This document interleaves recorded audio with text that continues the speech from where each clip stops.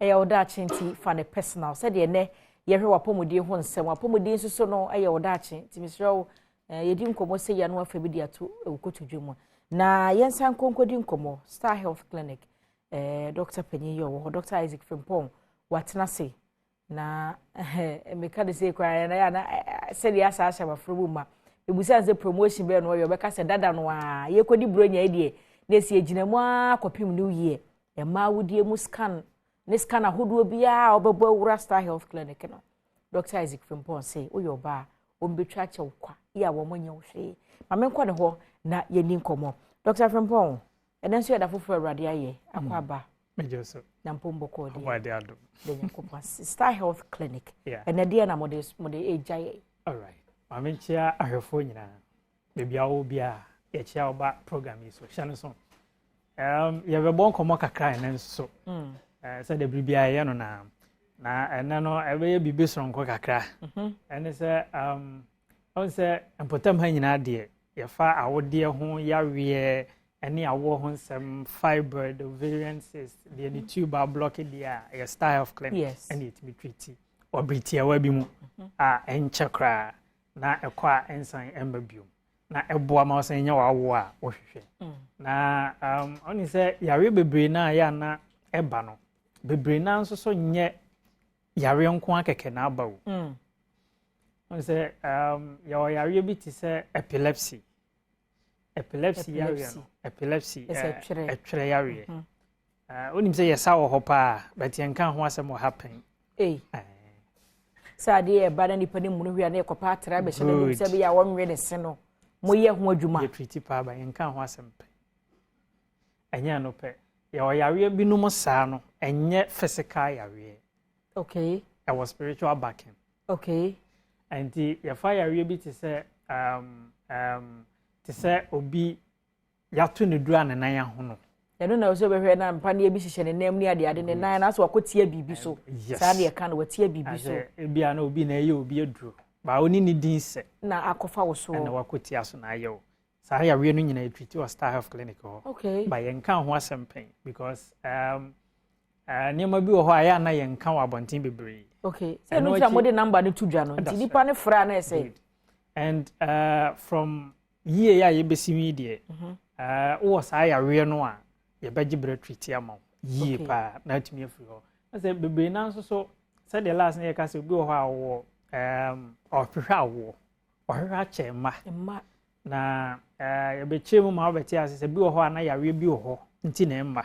eno achi obi wo ho wo twascan nyina but still emma tiefo hu say bi wo ho tubes no bi a block this ano so check obi wo ho be check tubes ni nyina problem bi ani ho obi ho be check awode no mu nyina problem bi ani ho fertility test nyina nso waye ba problem bi ani ho ba onim say ebi wo ho a ye wo plant bi dua bi efifi wo ye danchi say oba ana bema unnim na odwunso guso mprenso a untimi wo bada nwura na afu ami ame danchi no na sese kra na ma ye nwonso wrofrof da bi nya haba bia na adwunso guso and very common so unnim no mpo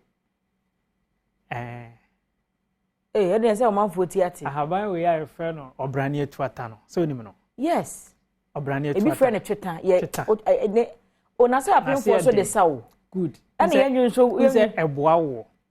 because manyemu nyina no metete na haban e de sa ni say ya wadu ansa na meba me time be so ametutu ni hini no ahohora no ntimi nya ma ne mfe wo ankasa enti wo bobo so that's right na wahohoro aduro na fu na wo de asa so say eboa wo awo kan wa no ansa eba yes na haban na etro enti say ye de sa haban ne boa awo na wadun so guso a energy ne wo wo twa wo that's right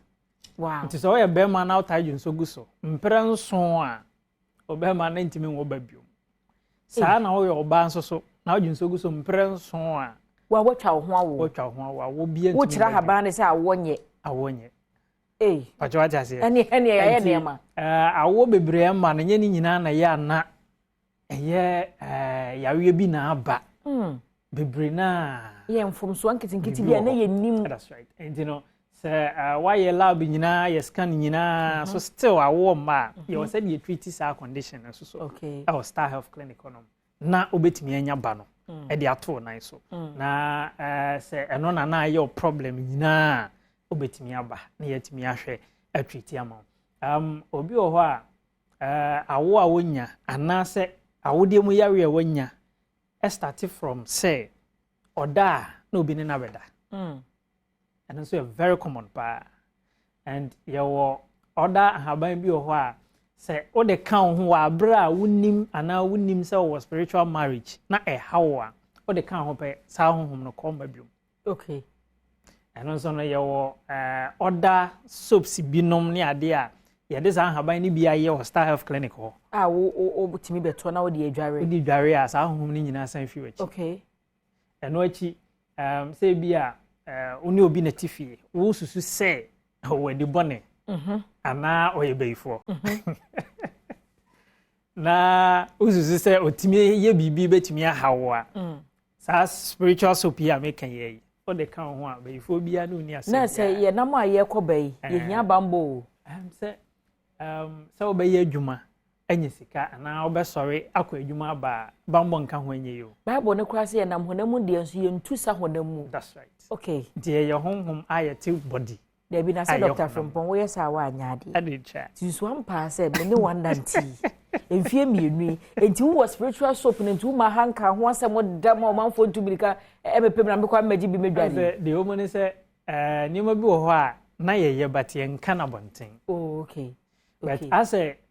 demand ne ya ye bebre because ansa na obeba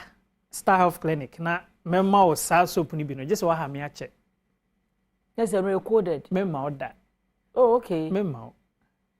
because na me pese attention ne ba ko ho pese wo hwe ma na omo wo masumju omo and obi wo ho a mitimi ma no bi but men ka ho asem men ka no aso fa nkodware no akono hwe ne ma na esisi no that's right because ebi wo ho a bribia obeso dae no na ase o man kwala no fo ojije nkwala so wa hwehwe o ma o baby oh okay humu wa odada ewo kununum nyina enso no physically ontumi nyaba enti se etisa yo other soaps in the direction bi a wow be ye paye bi a wow bebo obo wi apa obo so nam na acheche nkwala dai o wi ya the next month was only saying but yen ka ho ase na se no ne ye wo mo a wahwe honamani de clinically na wo be wura mahu se bibi taye chire no go before na nkasa no the moment a oyare na wo be ka honhom se maka ho no aduro kra wonnom na tansi nyina ekogina so obi na eyeme obi na eyeme enso nya ni nyina na ye obi na eye wo but kakra bi wo ho a ya na spiritual backing enti no se wayare na wo treat yare no mfiri bibre yenko yare a wo yare no obi a no aduro a ye di treat na de ekọ ba nko a de enko enti it tells you say bibi betimi ata ekire ebi a enye obi na ato aduro ebi a wo afom obi impo onim okay and owa hoden sen wunti obetimi ayo bibia ebe ma de ohwehwe bi hunsanka obi wo kura nso a wono na afom wo na wo kokan ye good ba ise timifo timi wa oh yes oro kawafo beti and you know yawe bebre na ebeba no se odi a wo yawe na unim se aduro wa obi anya otwiti a ekọ nko ade o fa enko do ka he na ebe hu fa number no ene nkomo na de pa ye branches no ebi wo kasoa Akwele Ota City ho a Kumasi so ye wo ejuso kwa mo for junction so ho a ye ben Baptist Church no obenya ye wo Sunyane so Sunyane branch no wa Besim kwan so ho Police Land junction so ho a Doma Hinkro so ye Doma SS locals area ho a ye ben Gift FM obesi enya ye wo German South Japekrom fitam ho a fa number we na frɛ na branch bi e ben wo na ye hwɛ na ye treat yare bia e hawo emfama wo number abefa na wafre ni 0249 200 555 Mrs. Subium 0249 200 555 for we can 0508 499 599 Mrs. Subium 0508 499 599 eno na obefre na obenyan abribia de me de beche eye ebi a wo akwala bi oda o sorry junso keteso ojunso keteso ansa no wasori ya why the obi bia o njai you cry 14 years obi ko ss oda so junso obetimi aye we yama no obejai okay wanjai a obetimi aba obet obejai okay bribia asa akwala no bejunso wo keteso bia no oda sorry a tete nunum ya ye ni ye de se ya ha o tete amfa nsafa so ne hwenim ojonso no sorry a na ojonso ne fa so ne hwenim so no ochena ojonso afa nunum so no obejai okay mate ye da se pa na se Dr. Isaac Frimpong no Stein Health Clinic na owo ne yedi enkoma abusua me kɔ no Dominion Herbal Powder se wo hia immune booster enti abusua saa immune booster na wo hia nti no wo hia sa adre bi mo amowo high blood pressure wo so no bi kan wadru no diabetes wo so no bi kan wa stroke ha wo won so agya wuntumi na